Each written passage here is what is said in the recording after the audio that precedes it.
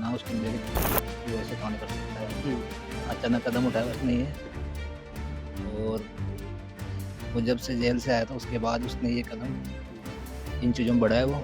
हाँ, कैब करवाया था उसने, परसों करवाई थी कैब, हुँ, डब्ल्यूटीपी के लिए करवाई हुँ, थी उसने। हुँ, अपनी गली में एक बच्चा है, उससे करवाई थी। हुँ। दिन रात वो दोबारा आया नहीं, मतलब वो आया था लग्ज़री गाड़ी में, गया कैब से। गया कैब से। और जो उसने जो वो कपड़े पहन रखे थे, हुँ, वो जो कैब करवाया था उस टाइम भी वही कपड़े पहन रखे थे, और हुँ। उसने जो कांड किया है उस टाइम भी वही कपड़े पहन रखे थे। सुखदेव गोगामेडी हत्याकांड मामले में पुलिस ने 2 आरोपियों की पहचान की है, जिसमें एक आरोपी नागौर जिले के मकराना के जूसरी का रहने वाला रोहित राठौड़। जयपुर के खातीपुरा में उसका घर है और घर के बाहर हम मौजूद हैं।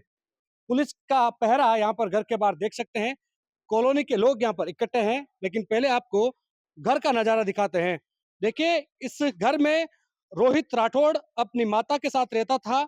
उसके पिता की डेथ हो गई थी कैंसर से। उसके पिता भी रिटायर्ड आर्मी थे ऑफिसर, और उसके बाद वो आरटीओ में लगे संविदा पर, और उसके बाद उनका कैंसर से निधन हो गया। बताया जा रहा है कि सदमे में कहीं न कहीं उनको कैंसर हुआ था, और रोहित की एक्टिविटी एक पॉक्सो एक्ट में तहत रोहित जेल गया था, और जेल जाने के बाद उसकी प्रवृत्ति, उसकी दिनचर्या पूरी तरह से बदल गई थी।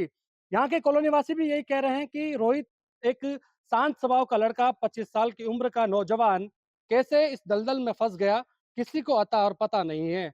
लेकिन जब इस पूरे हत्याकांड के बाद रोहित का नाम सामने आया, तो उसके बाद कॉलोनी का आपको नज़ारा दिखाते हैं।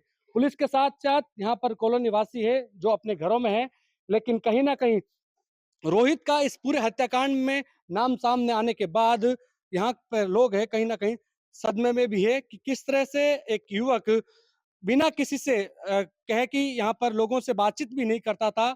लेकिन जब जेल जाने के बाद उसकी दिनचर्या में ऐसा बदलाव आया कि लग्ज़री गाड़ियों के साथ युवकों की फ़ौज उनके घर पर इस कॉलोनी में देखी जाती थी।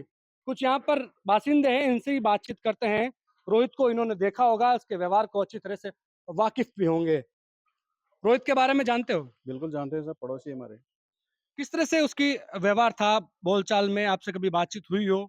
बातचीत तो खैर बच्चा था, हमारे से क्या बात करता है, उसके पापा थे हमारे साथ में तो। हुँ, लेकिन पापा जब फ़ौज से रिटायर हो गए तो मकान बनाया था उन्होंने यहाँ पे रहने का, हुँ, और बच्चा भी स्कूल जाता था, कोई दिक्कत नहीं थी। हुँ, स्कूल के दौरान ही उसके किसी से कोई अफेयर हुए होंगे तो वो पॉक्सो एक्ट में बंद हो गया था, हुँ, जेल चला गया था। हुँ, जेल में उसके कोई न कोई ऐसा व्यक्ति कोई संपर्क में आया जिससे वो अपराधी हो गया। कॉलोनी में ऐसी कोई वारदात उसकी देखी नहीं कि उसने अपराध का काम किया है।